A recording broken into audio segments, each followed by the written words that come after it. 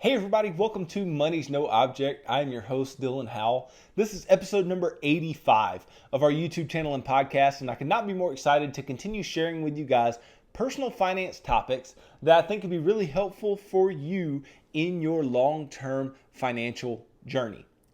Today, we're going to talk, and we're going to have a serious conversation because today is Black Friday. And I know that this episode is coming out at 6 a.m. Central. I know this, but you guys need to understand that even if you're already out there and you're already doing all of the things that you do on Black Friday, they may not be bad things and they may be well planned and all these types of things, but your Christmas shopping can come back to bite you in the tail. It can come back and it can haunt you for a long time if you don't do it correctly, if you don't do it in a way that will leave you without regret.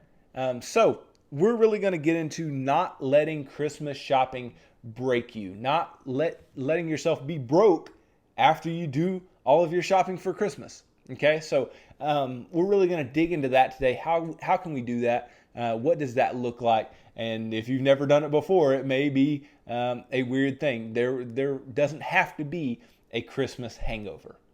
Before we get started, guys, if you could, go down below, hit the big red subscribe button, like this video. Leave me any feedback in the comments as we move along through this episode. If you have any questions or comments, just leave them down there. If you're listening on Apple or Spotify podcasts, then make sure that you subscribe there and leave me a review. Follow me on social media, all the major social media sites at MNO with Dylan. And I think that'd be a really good follow for you. A lot of good supplementary materials to these episodes that I think could help you out a lot. And then if you want to work one-on-one with me doing financial coaching, if you want me to coach you through your financial life and help you to build a financial life worth looking forward to and worth being thankful for, then go to my website, www.mnowithdylan.com. Click on the Work with Dylan tab and pick the financial coaching session type that would work best for you. Christmas. Christmas, year after year, brings us a time of joy and giving and forgiving and meeting back together as family and friends. It gives us time to remember our Savior who was born in Bethlehem and that grew to be the Savior of the world who died on the cross for our sins. And that's what Christmas is all about. That's what we are remembering with Christmas, the birth of Jesus Christ. And so all of that is fantastic, and it is a great time, and I love Christmas time. But Christmas time also gets misconstrued in some pretty bad ways when it comes to presents and buying things for Christmas and decorations and all of these types of things. And so that's really my whole goal in today's video, is that I want to keep those things that are a part of Christmas and yet not what Christmas is about from breaking you and leaving you with a Christmas hangover when it's all said and done. And so we're going to dig into a few things that one, I want to inform you about what the average individual ends up doing when it comes to Christmas. And then I want to talk to you about what you can do to make sure that you don't end up in the bad position. I'll go ahead and give it away. The bad position of the average individual when Christmas is all said and done.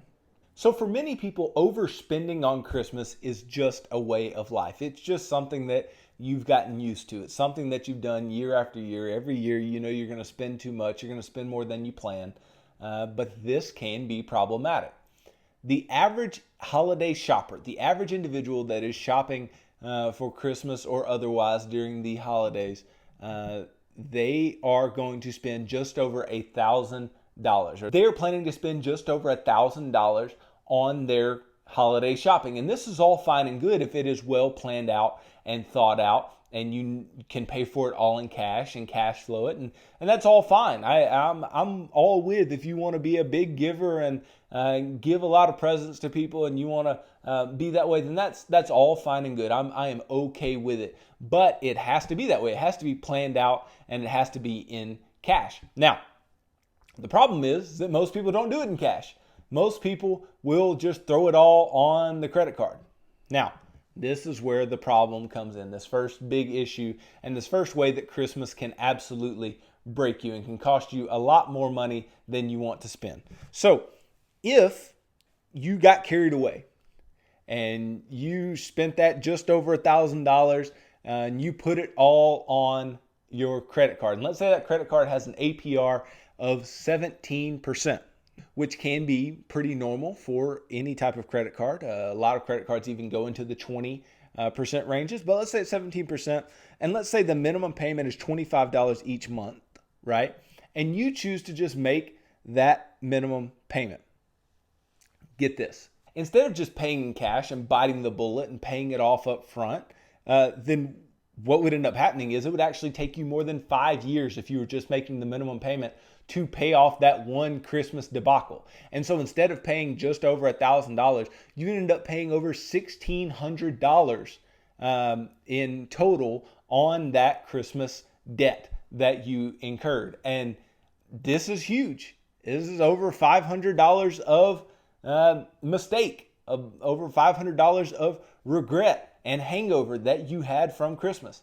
And so the first thing that you need to know is that you have to budget your Christmas out and you have to pay for it in cash. You have to plan for it, pay for it in cash. You should have been saving for it throughout the year, either throughout the year over the long term or the past few months, putting line items in your budget to consistently save up for it. But if you have not done that yet, it's going to be a lot more difficult, but you can still try to cash flow Christmas, and you should cash flow Christmas. And it's not just a credit card thing. Anytime you're going to pay for something in installments, it is just going to cost you so much more money, and it's going to weigh you down more than anything you eat during the Christmas season. It's going to just weigh you down time and time and time again. So I don't want you to be weighed down financially by all these things, these costs.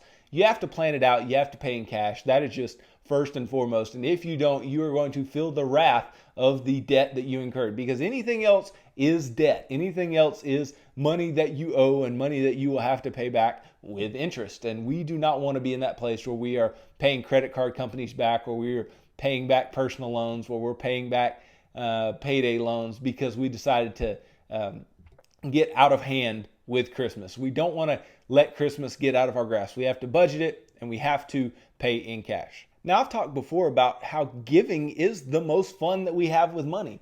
And so giving presents is going to be some of the most fun that you'll have all year with money if you're in a place of gratitude and contentment with your money. And so that is no surprise to us. But the thing that puts a damper on that is when we are giving what we don't have. And that's what you're effectively doing if you're borrowing money for Christmas or putting Christmas on credit, is you are spending money that you don't have to give. And this is going to make you resent Christmas a lot more than you are going to enjoy Christmas. And I do not want us as givers to be in that place. We need to be cheerful givers, is what the Bible says. And the fact that we need to be that, then we need to be not incurring debt to give, because that's just going to create a whole debacle, both emotionally and financially for ourselves.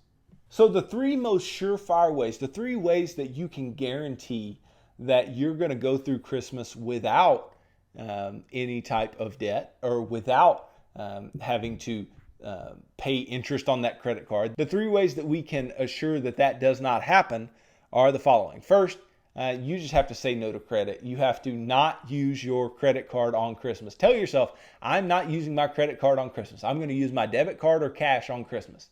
And in doing so, that's going to force you to spend your money on Christmas presents. And you may say, oh, well, Dylan, those are big purchases, and I could get the points, and I could get the airline miles and all this kind of stuff. We've talked time and time again about how dangerous credit cards are. And this is a prime example. Yes, credit cards are dangerous in their own right, but they are even more dangerous when we're talking about making huge purchases with them, because if we don't have the cash to pay these huge purchases, or we feel like we can just make the minimum payments and be okay on a huge purchase, then we're going to pay more and more and more interest than we ever planned to. So you have to say no to credit for Christmas because it is not going to benefit you at all if you are not any kind of disciplined.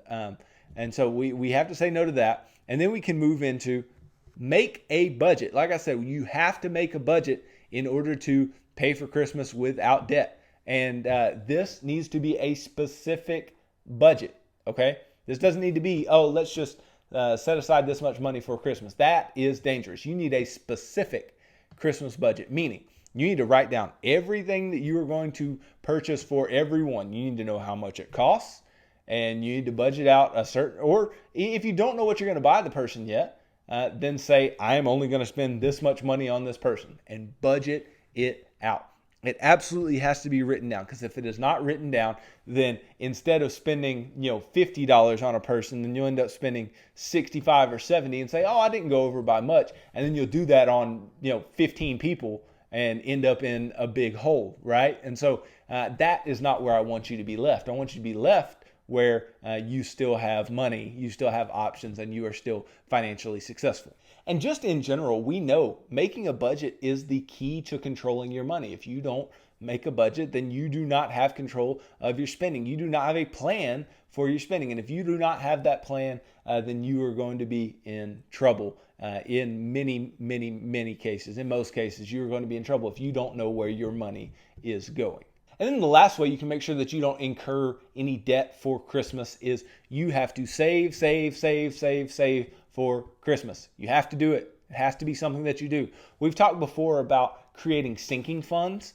You can create a Christmas sinking fund, right? Have a Christmas line item throughout the course of the year in your budget that you are just systematically tossing money into, okay? So let's just use a basic example. And this is a way that you can do it, and it'd be really easy to do this, and really no problem at all. So let's say you expected Christmas next year to cost, let's say for easy math, $1,200, right?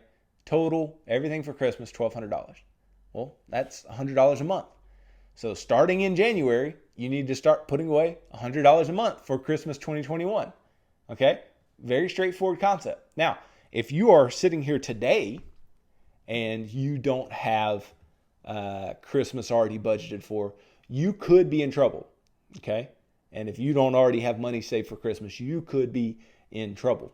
And these are the people who are likely in trouble. If you are working through paying off debt or building an emergency fund, if you're early on in your financial life and you don't have any savings set aside, then you're in trouble at this point, because Christmas is a month away and you only have a month's worth of income to work off of. Now, for a lot of people, they could use a month's worth of income and figure it out if they had no debt and if they had an emergency fund set aside. Which, by the way, Christmas is not an emergency. Christmas is not an emergency. Christmas is not an emergency. I say it 3 times for the emphasis, okay? And the reason that Christmas is not an emergency is why? Because we ask our questions about whether or not something is an emergency, right? Is it necessary, right? Well, yeah, it's necessary because we're going to buy people Christmas gifts, right? Is it urgent? Well, it's coming. Is it unexpected? Christmas was not unexpected, okay? You expected Christmas to occur. It has occurred every year. It will continue to occur as long as we are here. And so Christmas is going to occur. Christmas is not an emergency, okay? So we're not using our emergency fund for Christmas. If you don't have money for Christmas, you don't have money for Christmas. Sorry, okay? But if you have a built-up emergency fund and you are already out of debt, then you should have residual income where you can still pay for Christmas even if you didn't systematically save over time. But if you are in debt and you don't have an emergency fund, it leaves you very little in the way of options for Christmas. That's why it's so important to save, plan that Christmas is coming and you are going to have to pay for it one way or another. And so you have to make sure that it is a part of your budget all year long. And that way you can save up for it and be in a good place come December 26th, which is the day that you can finally breathe because Christmas would be over. Now, why do we want to go through a credit-free Christmas or a debt-free Christmas? Well, it becomes real simple. Other than the fact that we just don't want to incur debt, there's less stress on you, right? Anytime that you have a bunch of debt on top of you, you are going to be stressed out. You are going to know that you're going to have to pay it off over some period of time at some point. So you know that that is there, and you know it's sitting, waiting on you to pay it off at some point. So that brings more stress. It brings more tension to your financial situation, and we do not want that. We want you to be at peace and to enjoy your Christmas, right? It's hard to enjoy Christmas when you know you have $1,000 bill waiting for you on the other side.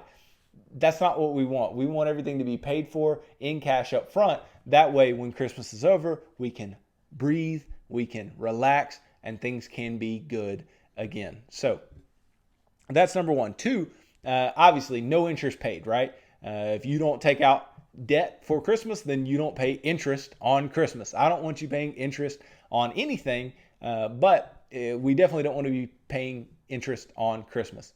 That's just a terrible way to go. And interest on such large amounts of money, because $1,000 plus for some people is a lot of money to be spending on Christmas. Therefore, it can incur a lot of interest. Like we said earlier, if you just paid the minimum payments over it would take over 5 years to pay it off, and you would incur over $500 in interest, which is absolutely huge. And I just don't want you to be in that place where you have to, do that and just slug along.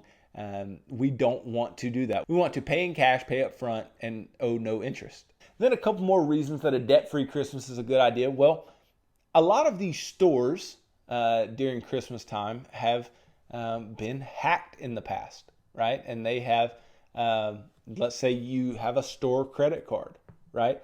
Then you're using that store credit card to buy all of your Christmas. Well, you increase your likelihood of being hacked. And then obviously, with such huge debt amounts, somebody could just run up your debt even further. Now, this is not highly likely, but it definitely could happen if you don't pay cash for Christmas. Now, even with debit cards, it can occur, but you have your FDIC backing there. I know that credit cards have protections as well, but those protections, if it is like a store card or something like that, it may be an issue for you. But I don't want to harp too much on that one. I want to harp hard on this last one.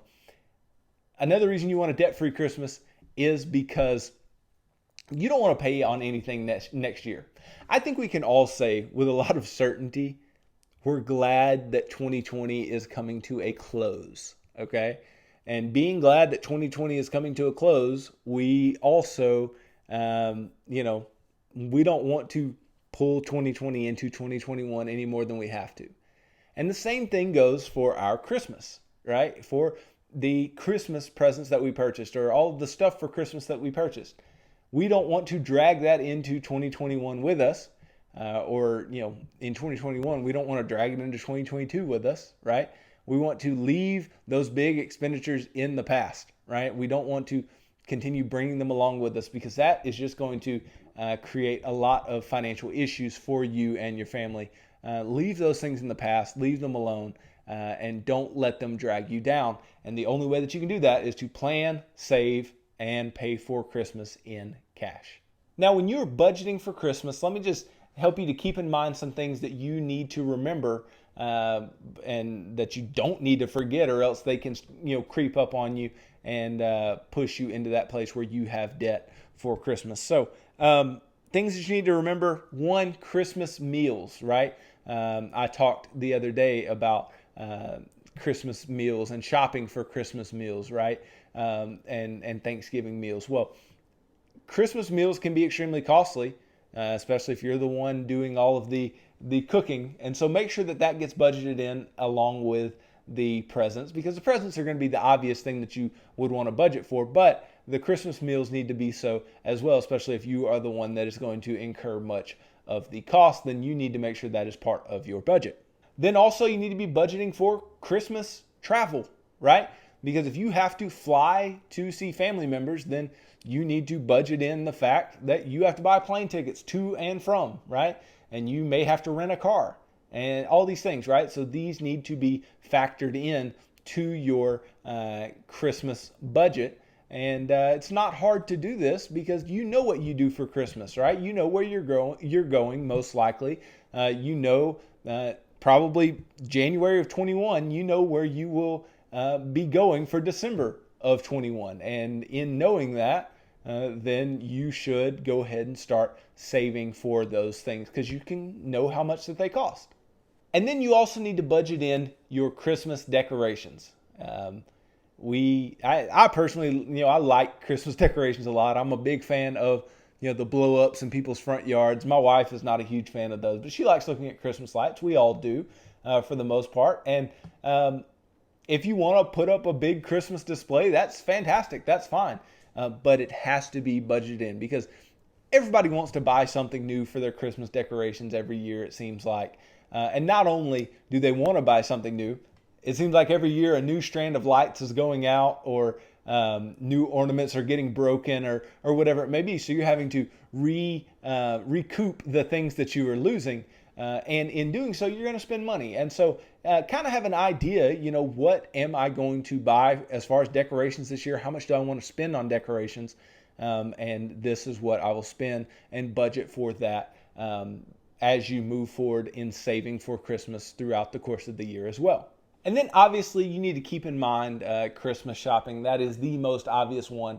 But the sooner that you save up for those things, the sooner you can start buying the presents, which is the fun part. The fun part is actually being able to go buy them it's fun if you're buying them in cash. It's not fun if you're buying them with debt. So, it's fun to go and buy those presents. And then you also need to be making sure that you budget for the things that you may forget. And this may be just a small line item or a small amount of money in a sinking fund for Christmas that you're just like, I know every year that I typically miss out on one gift. And if I know that I miss out on buying that one gift and budgeting for that one gift, then I'm just going to throw an extra $50 in here or $40 or whatever it may be to cover my tail in case I forget about somebody that I should not have forgotten about.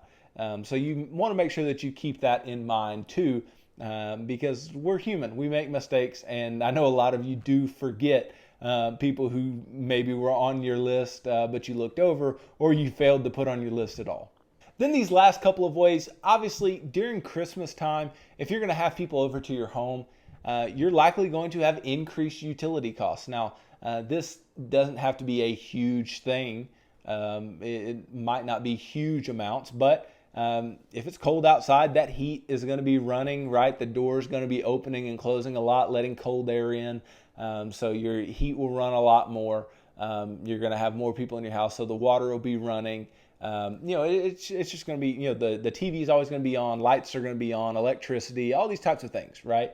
So just kind of prepare that you may have a little bit higher utility costs for that month, but that may not be a huge deal. And then you also want to make sure that you budget in Christmas cards. A lot of people like to do Christmas cards. They, go and get their pretty, little kids and their families together and take pictures and, do all these, cute poses or whatever it may be, and put them on their Christmas card and then send out Christmas cards. So make sure that that is part of your budget for Christmas. And if you take all these things in totality, if you budget for all these things, if you prepare for all these things as a part of preparing for the next Christmas, then in doing so, you should be able to enjoy your Christmas a lot more. And that's what I want.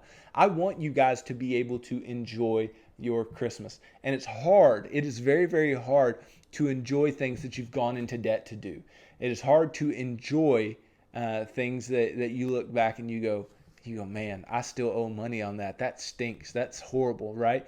A lot of people look at college with resentment because they have debt from college and they feel like I didn't even learn that much anyway. Why do I have all this debt laying around from college? Well, in the same way, we don't want you to have a hangover from Christmas because you look back and you go, man, that stinks. Christmas is over and I still owe all this money. Even though you may have enjoyed Christmas while it was going on, you want to look back on Christmas fondly. We want to remember what Christmas is about and keep that the main thing, and not be so overtaken by the fact that we have to buy all these things that we forget what Christmas is about and get just engulfed in the debt and the spending and the bad habits that can come along with our Christmas season. So do everything you can to make sure that you have a merry, debt-free Christmas. And today is gonna ruin a lot of people's merry debt-free Christmas because they're out Black Friday shopping. But hopefully a lot of you went with a plan. A lot of you go with the plan if you haven't gone yet. If you're doing stuff online, do it with a plan, and maybe rethink that PS5 that you were going to buy on your credit card. So all those things said, thank you guys for watching today's video. If you can, go down below and subscribe if you haven't already. Like this video. Leave me feedback in the comments what you think about Christmas shopping, how you budget, things like that. Leave that down below. Just to let me know what's on your mind and how you think about this content that I'm putting out. If you're listening on Apple or Spotify podcasts, make sure that you subscribe there and leave me a review. Follow me on social media, all the major social media platforms at MNO with Dylan. And then if you want to work one-on-one with me, if you want to create a relationship where I am helping you to work through your financial plan, and we are taking step by step through the financial action plan to get you to a place of financial freedom, then we can do that. Just go to my website, www.mnowithdylan.com. Click on the Work with Dylan tab and choose the financial coaching session type that would work best for you, and we can begin pushing towards your long-term financial goals. So thank you guys for tuning into this episode of Money's No Object. I am your host, Dylan Howell. God bless.